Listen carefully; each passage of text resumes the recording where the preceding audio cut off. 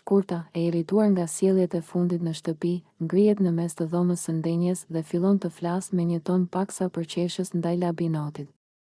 Ajo nuk e fsheh as pak mërzitjen e saj. Shkurta, Labinot, të them të drejtën, duket sikur ke ardhur këtu vetëm për të bërë trazira.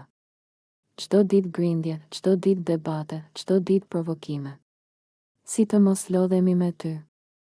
Ajo qesh pak me ironi, duke e parë drejtën në sy. Shkurta, nuk e di si e mendon ti këtë lojë, por me këtë sjellje tënde nuk shkon gjallë. Banorët nuk duan vetëm shurmë. Ata duan qetësi, duan bashkëpunim, jo stuhi nga mëngjesi deri në darkë.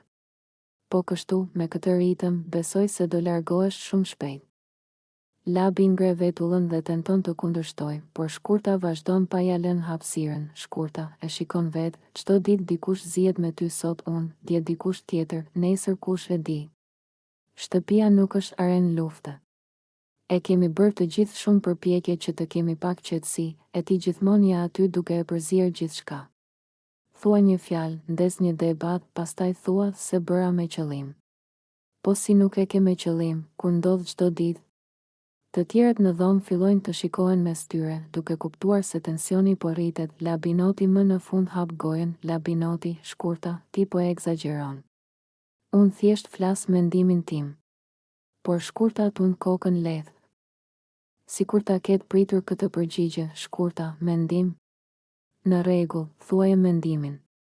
Por kur mendimi yt krijon kaos çdo ditë, atëherë nuk është më thjesht mendim. Është provokim. Dhe banorët e shohin këtë. Më beso, nëse nuk ndryshon pak mënyrën si sillesh, nuk shikoj një të ardhme shumë të gjatë për ty në këtë shtëpi.